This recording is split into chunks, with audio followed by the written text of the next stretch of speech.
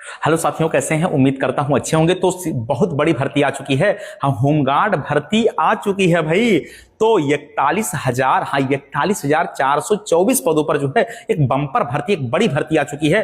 तो जो भी साथी सिद्धार्थ नगर के हैं वो फॉर्म भर दें और याद रखें अपना एक सीट पक्का करने के लिए, हाँ अपना एक सीट पक्का करने के लिए super fast classes Siddharth Nagar ही ज्वाइन करें, क्योंकि हम जो आपकी तैयारी में 4 चांद लगाने का काम करेंगे। जी हां दोस्तों, सुपर फास्ट क्लासेस, हाँ होमगार्ड भर्ती की तैयारी के लिए केवल सुपर फास्ट क्लासेस ही ज्वाइन करें। तो उत्तर प्रदेश में हम अगले प्रश्न पर बात करेंगे। उत्तर प्रदेश में लक्ष्मीबाई केंद्रीय विश्वविद्यालय, उत्तर प्रदेश के अंदर लक्ष्मीबाई केंद्रीय विश्वविद्यालय झांसी में है। कहां भाई? झांसी में है। तो केंद्र सरकार ने किस अधिनियम के द्वारा झांसी में केंद्रीय विश्वविद्यालय की स्थापना किया है? याद रखना भाई, केंद्र सरकार के द्वारा 2014 में, कितना? 2014 में केंद्रीय विश्वविद्यालय झांसी की स्थापना किया। तो 2014 वाला डेट याद रखना है। सवाल आपसे ऐसे पूछा जाएगा कि उत्तर प्रदेश में रानी लक्ष्मीबाई केंद्रीय कृषि विश्वविद्यालय की स्थापना झांसी में संसद के अधिनियम के द्वारा किस वर्ष जो है पारित हुआ या किस वर्ष स्थापित हुआ? तो 2014। कब? 2014 में। समझ में आया भाई? तो याद रखिएगा कि रानी लक्ष्मीबाई केंद्रीय विश्वविद्यालय की स्थापना केंद्र सरकार के एक अधिनियम से कब हुआ? तो 2014 की बात कर रहे हैं। समझ में आया? चलिए अगले प्रश्न पर बात करने वाले हैं कि बीडी सावरकर ने अभिनव भारत संगठन की स्थापना कब किया? हाँ, तो अभिनव भारत संगठन, हाँ अगर पूछा जाए तो अभिनव भारत संगठन की स्थापना 1904 में। कब हुआ भाई? हाँ 1904 में हुआ। 1904 में किसने किया था? बीडी सावरकर ने। किसने किया भाई? तो बीडी सावरकर ने किया।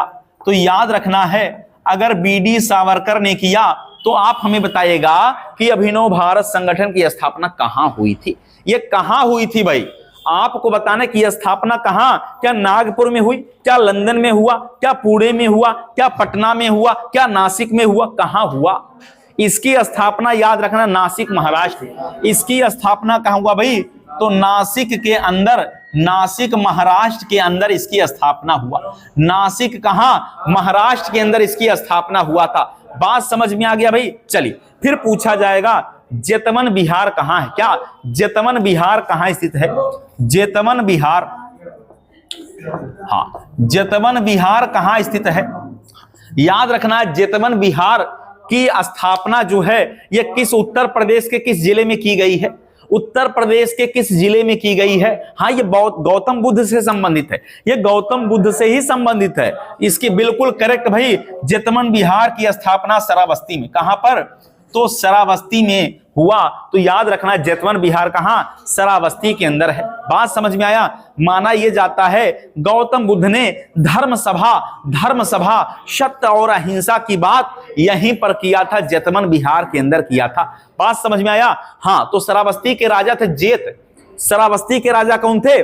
जेत। और गौतम बुद्ध का आगमन हो रहा था। तो याद रखना है यहीं पर जो है एक जो है गौतम बुद्ध के क्या थे भाई? गौतम बुद्ध के शिष्य थे, नाम था पिंडक। पिंडक महोदय ने जेत राजकुमार से एक बिहार खरीदा था। और वो बिहार इसलिए खरीदा था क्योंकि गौतम बुद्ध का आगमन हो रहा था। कहां पर? श्रावस्ती में। और इसीलिए ये जेतवन बिहार जो है श्रावस्ती के अंदर स्थित है। और यहीं पर गौतम बुद्ध ने क्या किया था भाई? सत्य और अहिंसा पर एक जबरदस्त जो है धर्म सभा का आयोजन किया था। कहां पर? श्रावस्ती के अंदर। याद रखना है तो श्रावस्ती जो है यहीं पर। अच्छा बताए गौतम बुद्ध ने सबसे ज्यादा शिक्षा कहां दिया? यहीं तो दिया। अंगुलीमाल डाकू यहीं का तो था भाई, श्रावस्ती का। याद रखना है उत्तर प्रदेश में अगर पूछा जाए कि सबसे, हाँ निरक्षर जिलों की लिस्ट में इसका नंबर आता है। हाँ निरक्षर जिलों की लिस्ट में इसी का नंबर आता है। किसका? इसी का नंबर आता है। समझ में आ गया भाई? तो ये वाला बात आपको याद करते हुए चलना है। आप बताइएगा कि दिल्ली सल्तनत का कौन सा शासक था जिसके शासनकाल में सबसे ज्यादा मंगोल भारत आए और बस गए?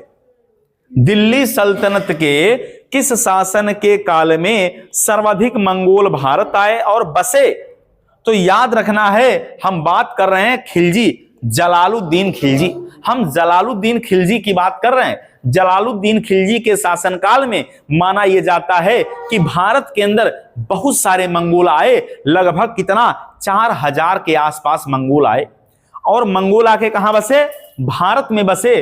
तो याद रखिएगा कि अगर पूछा जाए कि किस शासक के शासन काल में, किस जो है दिल्ली सल्तनत के किस शासक के शासन काल में, किस शासक के शासन काल में अगर पूछा जाए, शासन काल में सर्वाधिक मंगोल भारत आए, सर्वाधिक मंगोल भारत आए, और बसे भारत आए, जिन्हें नवीन मुसलमान कहा गया। जिन्हें क्या कहा गया? जिन्हें नवीन मुसलमान कहा गया। क्या कहा गया भाई? नवीन मुसलमान। तो अगर पूछा जाए कि नवीन मुसलमान ये किसके शासन काल में भारत आए थे, तो याद रखिएगा जलालुद्दीन, क्या नाम है भाई?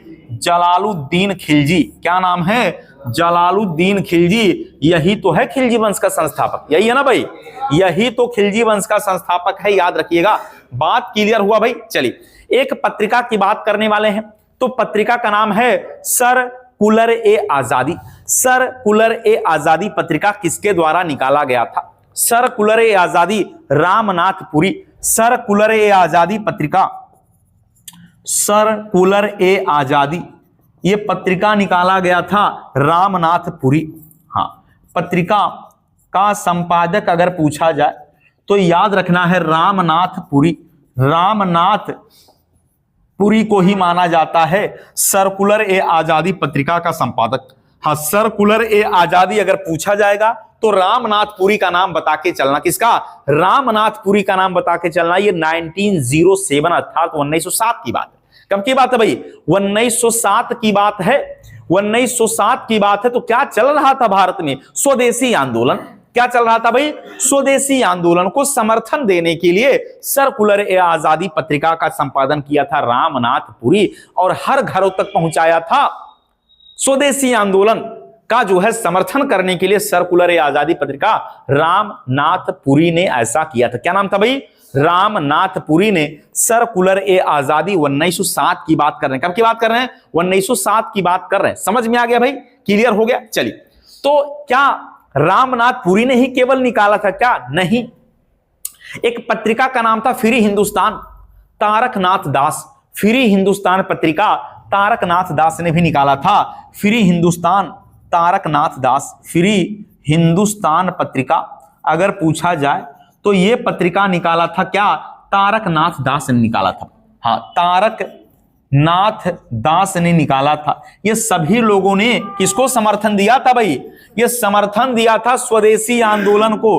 किसका समर्थन किया? समर्थन किया था स्वदेशी आंदोलन का। किसका भाई? स्वदेशी आंदोलन का समर्थन किया था। ये वाला बात भी आपको याद रखना है। किसका? स्वदेशी आंदोलन का समर्थन किया था। स्वदेशी आंदोलन बंगाल विभाजन के बाद ही तो शुरू हुआ कि विदेशी भगाओ, स्वदेशी अपनाओ। और आप देखेंगे कि वहां पर विदेशी वस्तुओं की क्या हुई भाई? होली जलाई गई। विदेशी बहिष्कार किया गया।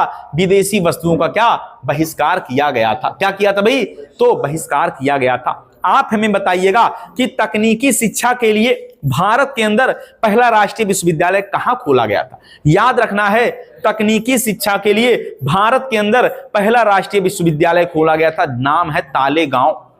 ये तालेगांव कहां पड़ता? पूना में। कहां पड़ता भाई? पूना में। अगर याद रखना, तकनीकी शिक्षा हेतु पहला राष्ट्रीय विश्वविद्यालय, तकनीकी शिक्षा हेतु पहला राष्ट्रीय विश्वविद्यालय तालेगांव, पुणे। तो याद रखना, तालेगांव कहां? पुणे में। तकनीकी शिक्षा हेतु अगर पूछा जाए, तकनीकी शिक्षा हेतु, तकनीकी शिक्षा हेतु पहला राष्ट्रीय विश्वविद्यालय, पहला, अगर पूछा जाए राष्ट्रीय विश्वविद्यालय, तो राष्ट्रीय विश्वविद्यालय बना था तालेगांव। कहां पर? तो तालेगांव के अंदर। कहां बना भाई? तालेगांव। तो विश्वविद्यालय की स्थापना अगर पूछा जाए तो बताइएगा, यह हुआ था तालेगांव में। तालेगांव कहां पड़ता है? तो याद रखना भाई, ये तो पुणे में है। और पुणे तो आप जानते हैं महाराष्ट्र का भाई, पुणे महाराष्ट्र की बात कर रहे हैं। कहां की बात कर रहे हैं भाई? तो महाराष्ट्र की बात कर रहे हैं, जिससे कुशल जनशक्ति का सृजन हो, अच्छे लोग जो है इसको सीखें और क्या करें भाई, अपने रोजगार में इसका प्रयोग करें। तो हमें बताइएगा कि पूरे दुनिया में सबसे ज्यादा टाइम जोन किस देश में है? सबसे ज्यादा टाइम जोन किस देश में पड़ता है? याद रहे रूस के अंदर कुल 9 टाइम जोन है। रूस के अंदर कितना? 9 टाइम जोन है। कनाडा में तो 6 हैं, लेकिन रूस में कितने भाई? तो सर्वाधिक टाइम जोन किस देश में है? रूस में है। कनाडा में 6, रूस में कितना? 9 टाइम जोन है। रूस के अंदर कितना? 9 टाइम जोन है। कनाडा में कितना? 6 टाइम जोन है। तो सर्वाधिक टाइम जोन अगर पूछा जाए, हम बता रहे भाई ये टाइम जोन होता क्या भाई? तो सबसे ज्यादा टाइम जोन पड़ता है कहां? रूस के अंदर पड़ता कितना? 9। अरे यही टाइम जोन से तो घड़ी का मिलान होता भाई, ये टाइम का निर्धारण यहीं से तो होता है। अभी हम बात करें तो भारत का जो अभी जो है भारत में जो टाइम रेखा है ये कितना भाई? 82.5 डिग्री पूर्वी देशांतर है। कहां? मिर्जापुर से है। तो पूरे देश के अंदर, पूरे भारत के अंदर मिर्जापुर से ही टाइम जोन मिलाया जाता है। घड़ी का निर्धारण कहां से होता है? मिर्जापुर से होता है। एक टाइम जोन अगर यहां बज रहा 8:30, महाराष्ट्र में कितना बजेगा? अरे 8:30 ही तो होगा भाई, यही तो होगा, एक ही टाइम जोन तो है। लेकिन नेपाल का अलग है, नेपाल का अलग है। नेपाल का टाइम और हमारे टाइम में क्या है? अंतर है। कितना भाई? अंतर है कि नहीं है? अरे भाई नेपाल का व्यक्ति अगर कोई है, कहां? 15 मिनट का अंतर है, 15 मिनट का अंतर पड़ता। तो बिल्कुल 15 मिनट का अंतर मिलता है नेपाल और हमारे भारत के बीच में 15 मिनट का अंतर मिलता है। समझ में आ रहा है ना पूरी बातें? तो हमारे यहां एक टाइम जोन मिर्जापुर, कहां से? लेकिन सबसे ज्यादा टाइम जोन कहां? रूस के अंदर। अर्थात रूस के अंदर 9 टाइप का घड़ी होगा। 9 टाइप का घड़ी, हर शहर का टाइम अलग अलग होगा। क्या शहर का टाइम क्या होगा भाई? अलग होगा। यह बात भी याद रखना है। चलिए, तो दुनिया की सबसे लंबी नदी नील नदी है। दुनिया की सबसे लंबी नील नदी है, लेकिन याद रहे एशिया की सबसे लंबी नदी अगर पूछा जाएगा तो नील नहीं होगा। क्या? यांग टीसी यांग। क्या होगा भाई? यांग टीसी यांग अगर पूछा जाए। यांग टीसी यांग, यांग टीसी यांग याद रखना है। ये कहां की भाई? ये तो चीन की सबसे नहीं, चीन एशिया मानिएगा, हालांकि चाइना में है। ये चीन में है। तो एशिया की सबसे लंबी नदी यही है। एशिया की सबसे लंबी नदी यही तो है। तो सबसे लंबी नदी हो जाएगा यांग टीसी यांग। लेकिन पेपर में यांग टीसी लिखा रहेगा तब भी समझ जाइएगा। अगर आपके पेपर में यांग टीसी लिखा रहेगा तब भी आप जान जाइएगा कि यही वाली नदी जो गुरुजी ने क्लास में बताया था, वही वाली तो नदी है जो एशिया की सबसे लंबी नदी है। और ये पड़ता है कहां पर? चीन के अंदर पड़ता है। पीला पानी पीला होता, कैसा होता भाई? पीली नदी भी चाइना के अंदर। पीली नदी कहां पर? चाइना के अंदर ही बहती है। पीली नदी भी चाइना के अंदर बहती है। तो ये यांग टीसी यांग भी याद रखना है। बात अगर समझ में आए तो बताइए। तो हमें बताइए मक्का जो है कैसा फसल है? रबी है कि खरीफ है? मक्का जो है, मक्का कैसी फसल है भाई? तो मक्का जो है ये खरीफ की फसल है। मक्का क्या भाई? खरीफ की फसल है। तो हमें बताइए गेहूं रबी की फसल है। रब माने ईश्वर, और ईश्वर सबसे ज्यादा देता है गेहूं। क्या देता भाई? गेहूं। तो रब जो है गेहूं, तो रबी जो है किसकी फसल है भाई? रबी जो है, गेहूं रबी की फसल माना जाएगा। समझ में आया? चलिए, अभी आप हमें बताइएगा कि भारत का जनघनत्व कितना है? पूरे भारत का जनघनत्व कितना भाई? भारत का जनघनत्व कितना है? अरे भाई गलत नहीं करना है। हम क्या पूछ रहे हैं भाई? हम तो जनघनत्व तो पूछ रहे हैं। तो याद रखना है 382। कितना भाई? अभी 382, मतलब 1 किलोमीटर के दायरे में पूरे भारत में 382 लोग रहते हैं। याद रहे ये 2011 का आंकड़ा है। लेकिन सवाल ये ना पूछे, सवाल कैसे पूछे कि 2011 में भारत का जनघनत्व 382 वर्ग किलोमीटर है। 2001 में कितना था? 325। अभी वर्तमान में 382 है, लेकिन 2001 में कितना था भाई? तो 2001 में भारत का जनघनत्व कितना था? 325 था। अभी कितना है वर्तमान में? तो वर्तमान में है 382 है। ये बात भी आपको याद करते हुए आगे बढ़ना है। समझ में आ गया भाई? तो 325 था 2001 में, अभी कितना है? अभी 382 वर्ग किलोमीटर है।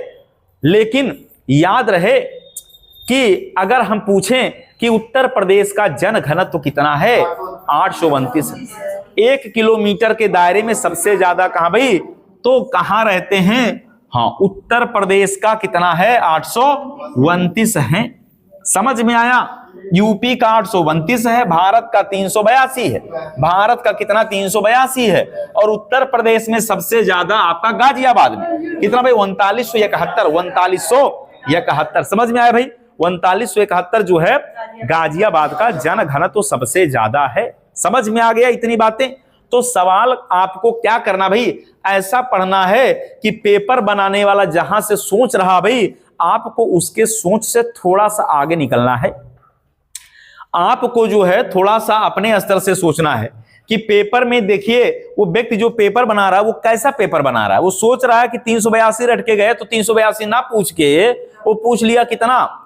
हाँ, वो कह रहा है कि भारत का जनघनत्व तो वर्तमान में 382 वर्ग किलोमीटर है। तो 2001 में क्या था? तो वो आपको घुमाने का प्रयास कर रहा है। हमें बताए रिट कै प्रकार का? रिट है 5 प्रकार का। कितने प्रकार का? 5 प्रकार का। एक रिट का नाम है परमादेश। क्या नाम है भाई? तो आपसे पूछा जाएगा कि जो परमादेश शब्द है उसको कहा जाता है कि मैंडामस। उसको मैंडामस कहा जाता है। और मैंडामस किस भाषा का शब्द है? मैंडामस जो है, हाँ मैंडामस, इसको कहते हैं परमादेश। यही तो है परमादेश। ये किस भाषा का शब्द है? अब देखिए आप रटे हैं रिट 5 प्रकार के। रिट 5 प्रकार के हाई पूछ ले बा तक कौने भाषा के शब्द हो? तब सोचिए ये लैटिन भाषा का शब्द। क्या? लैटिन भाषा का शब्द है भाई। ये लैटिन भाषा का शब्द है। हाँ, ये लैटिन भाषा का क्या है? शब्द है। तो याद रखना है, ये भी सवाल पेपर में आ चुका कि जो परमादेश है इसको कहा जाता है मैंडामस कहा जाता है। और मैंडामस किस भाषा का शब्द है? एक लैटिन भाषा का शब्द। इसका अर्थ होता हम आदेश देते हैं। इसका अर्थ क्या भाई? हम आदेश देते हैं। किसे? सार्वजनिक अधिकारी को जो अपने कर्तव्यों का निर्वहन नहीं करते, तो हम आदेश देते हैं। इसका अर्थ क्या होता है भाई? इसका अर्थ है हम आदेश देते हैं। हम आदेश देते हैं। समझ गए भाई? हम आदेश देते हैं। यह न्यायालय के द्वारा जारी किया जाता है। जब कोई सार्वजनिक अधिकारी अपने कर्तव्यों का निर्वहन ना करे तो न्यायालय के द्वारा परमादेश जारी किया जाता है। मैंडामस जो एक लैटिन भाषा का शब्द है। बात क्लियर हो पा रहा भाई? क्लियर हो गया? तो याद रखना मैंडामस माने होता है परमादेश होता है। तो हमें अधिकार प्रेक्षा को बताइएगा क्या कहते हैं? Habeas corpus. हैबियस कार्पस क्या भाई? अधिकार नहीं, बंदी प्रत्यक्षीकरण है। वाह भाई वाह। तो हैबियस कार्पस क्या भाई? तो हैबियस कार्पस जो है यह है बंदी प्रत्यक्षीकरण। इसे क्या कहते हैं भाई? तो बंदी प्रत्यक्षीकरण। हाँ, यह होता बंदी प्रत्यक्षीकरण। ये वाला याद रखना, हैबियस कार्पस। समझ में आया भाई? हाँ, तो आपको जो है अगर कोई भी पुलिस वाला शक के आधार पर गिरफ्तार किया और जिससे आपको लगा कि हमारे मूल अधिकार का हनन हो गया, तो आप जा सकते हैं हाई कोर्ट और supreme court. High court 226, supreme court अनुच्छेद 32 के अंतर्गत। और सुप्रीम कोर्ट या हाई कोर्ट क्या जारी करेगा? हैबियस कार्पस, माने बंदी प्रत्यक्षीकरण वहां से जारी हो जाएगा। समझ में आया? तो रिट दोनों मतलब सुप्रीम कोर्ट और हाई कोर्ट दोनों के पास पावर है। क्या? जारी करने का अधिकार दोनों के पास। किसके पास है भाई? दोनों के पास है। बात समझ में आ गया भाई? तो दोनों रिट जारी करते हैं। हाई कोर्ट 226, सुप्रीम कोर्ट 32 के अंतर्गत रिट जारी करते हैं जब आपके मूल अधिकार का हनन हो। बात समझ में आया? तो मूल अधिकार के हनन होने पर हम सुप्रीम कोर्ट या हाई कोर्ट जा सकते हैं। इसीलिए तो संविधान का मैग्ना कार्टा कहा जाता, संविधान के भाग 3 को। संविधान का मैग्ना कार्टा क्या भाई? भाग 3 को ही, मूल अधिकार को ही मैग्ना कार्टा कहा जाता है। चलिए, तो जारवा जनजाति कहां पाए जाते हैं? जारवा पूछा जाएगा अंडमान निकोबार, जारवा जनजाति अंडमान निकोबार। हाँ पूछा जाएगा जारवा जनजाति कहां पाई जाती है, तो जारवा जनजाति अगर पूछा जाए तो क्या बताना है, अंडमान निकोबार। क्या बताइएगा भाई, अंडमान निकोबार। यही तो जारवा जनजाति कहां, अंडमान निकोबार के अंदर। हाँ जारवा जनजाति अंडमान निकोबार के अंदर पाई जाती है। समझ में आ गया भाई, ये अंडमान निकोबार के अंदर ही पाई जाती जनजाति। वैसे भारत की सबसे बड़ी जनजाति पूछा जाए गौंड जनजाति है, थारू पूर्वांचल के अंदर पाए जाते हैं। और जो दीपावली को शोक के रूप में मनाते हैं थारू ही तो हैं। समझ में आया भाई। आपसे पूछा जाएगा कि लठमरवा भोज कौन देता है, थारू ही लठमरवा भोज देते हैं। और थारुओं के लिए याद रखना है, उत्तर प्रदेश में एक जो है महाविद्यालय लखीमपुर खीरी में ही बना हुआ है। समझ में आया, तो याद रखिएगा बड़ा ही महत्वपूर्ण है। और जो थारू है इनका पेय पदार्थ जाड़ है, क्या जाड़ नामक पेय पदार्थ पीते हैं। चलिए, तो गद्दी जनजाति कहां पाई जाती, गद्दी जनजाति हिमाचल प्रदेश। हाँ गद्दी जनजाति हिमाचल प्रदेश में। तो याद रखना गद्दी बक्करवाल गुज्जर, क्या गद्दी बक्करवाल, हाँ बक्करवाल जनजाति, बक्करवाल जनजाति। हाँ एक तो बक्करवाल भी हैं। और अगर याद रखें पूछा जाए गद्दी या बक्करवाल और गुज्जर जनजाति तो हिमाचल प्रदेश, गुज्जर। हाँ गुज्जर भी जो है हिमाचल प्रदेश में। हाँ हिमाचल प्रदेश की बात कर रहे हैं भाई, तो हिमाचल प्रदेश में याद रखिए गद्दी हो या बक्करवाल हो या गुज्जर जनजाति कहा, हिमाचल प्रदेश में। मीणा राजस्थान, हाँ मीणा जनजाति मीणा हूं या भील जनजाति हूं, ये आपको कहां मिलेंगे भाई, तो मीणा और भील मिलेंगे कहां पर, राजस्थान में। और याद रखिएगा बंजारा भी, बंजारा भी कहां पर, बंजारा भी राजस्थान के अंदर मिलते हैं। समझ में आया, क्लियर हो गया। कालबेलिया नृत्य कहां का भाई, हाँ तो एक जनजाति का नाम है कालबेला, कालबेला। तो याद रखना है, हाँ ये सभी आपको मिलेंगे कहां पर, राजस्थान के अंदर। कहां पर, राजस्थान के अंदर मिलेंगे। संथाल पूछे मुंडा पूछे तो झारखंड में संथाल मुंडा कोरबा, संथाल मुंडा कोरबा, संथाल मुंडा कोरबा, कोरबा, बिरहोर, बिरहोर, बिरहोर, ये सभी जनजातियां झारखंड के अंदर दिखाई दी, झारखंड के अंदर। तो सवाल एक भी हमें गलत अब नहीं करना है। वो जमाना गया जब सवाल गलत होते थे, अब ये समय क्या भाई, वो साल दूसरा था, ये साल दूसरा है भाई। तो समय बदल गया, अब सवाल गलत नहीं होना है। तो ये जनजातियां याद रखना है, झारखंड, ये राजस्थान और ये हिमाचल प्रदेश में। समझ में आया। तो ऐसे ही सवाल याद रखना। पूछा जाएगा आपसे कि विश्व की सबसे लंबी, हाँ विश्व की सबसे लंबी पर्वत श्रेणी कौन सा है। याद रहे एंडीज पर्वत बताइएगा, एंडीज पर्वत बताइएगा। दुनिया की सबसे लंबी पर्वत श्रृंखला, विश्व की सबसे लंबी पर्वत श्रृंखला, विश्व की सबसे लंबी पर्वत श्रृंखला, हाँ पर्वत श्रृंखला बताइएगा।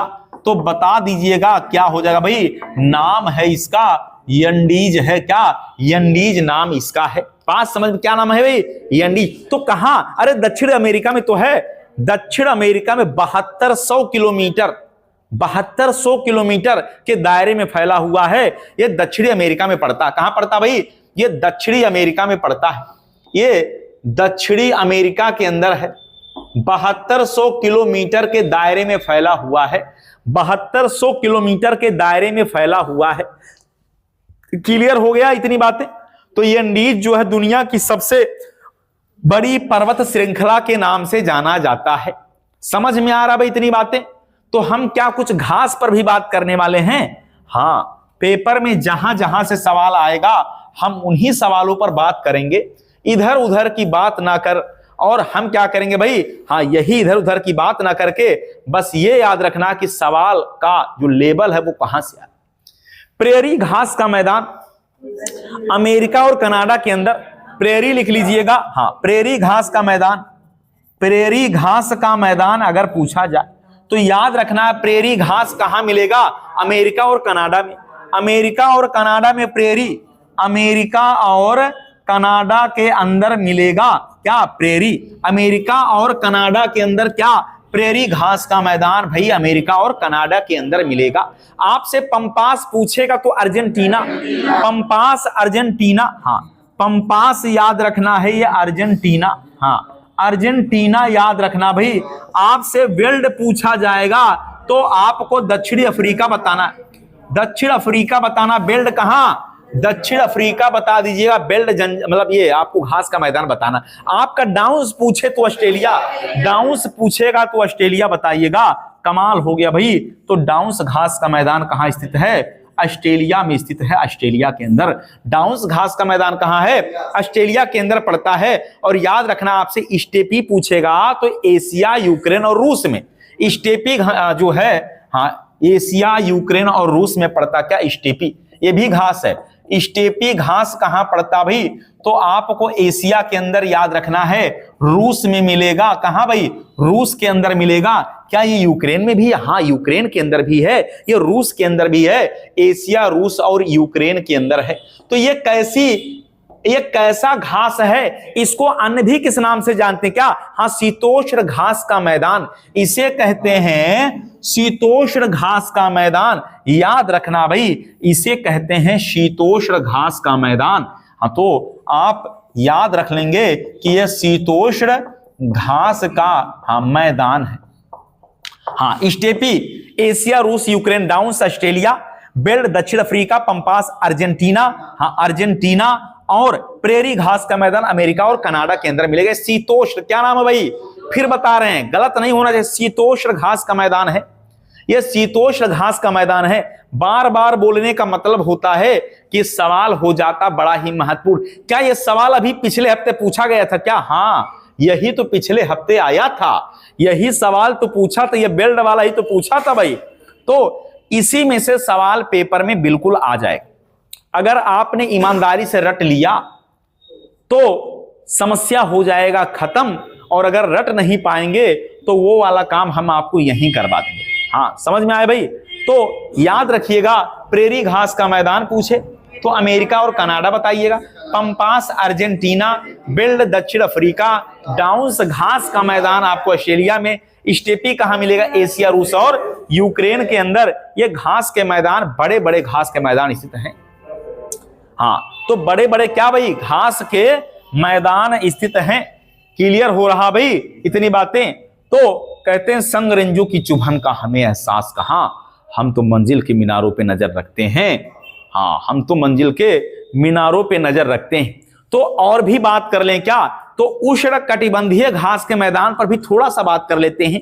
एक घास का सवाना, हाँ सवाना अफ्रीका में पाया जाता भाई। हाँ सवाना घास का मैदान ये कैसा है भाई? तो सवाना उष्ण कटिबंधीय है। शबाना लिखिएगा क्या? उष्ण कटिबंधीय।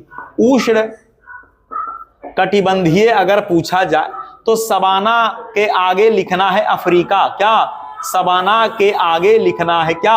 अफ्रीका में सवाना का घास का मैदान मिले। आपसे पूछा जाए कंपोज, ब्राजील में, हाँ कंपोज घास का मैदान ब्राजील के अंदर मिलेगा भाई। कंपोज घास का मैदान ब्राजील में है। तो क्या लानोज भी पता है क्या? हाँ लानोज घास का मैदान वेनेजुएला और कोलंबिया में, हाँ लानोज घास का मैदान ये वेनेजुएला में मिलेगा। वेनेजुएला और कोलंबिया के अंदर मिलेगा भाई। तो यहां पर जो है हम लोग सुपर फास्ट तरीके से ही सवालों पर सवाल आ रहा भाई। तो इसीलिए क्या कोचिंग का नाम भी तो है सुपर फास्ट क्लासेस। तो काम भी कैसा है भाई? सुपर फास्ट वाला ही होना चाहिए। जैसा नाम वैसा काम होना चाहिए। तो उष्ण कटिबंधीय पूछा जाए या शीतोष्ण कटिबंधीय घास का मैदान पूछा जाए, इसी घास के मैदान से एक सवाल पेपर में बिल्कुल बनने की संभावना रहती है। ऐसी सवाल पेपर में आ जाता है। चलिए अभी हम मैक्सिको की बात करें तो मैक्सिको में अभी कल का जो है न्यूज है कि वहां पर जेन जी के द्वारा जो है युवाओं के द्वारा क्या किया गया भाई? वहां पर भी क्रांति शुरू कर दिया गया, तख्ता पलट करने की बात किया गया। तो याद रखिएगा अभी शुरू हो गया कहां? मैक्सिको।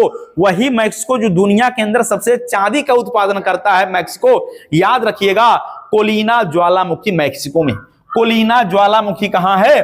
तो मैक्सिको में कोलिना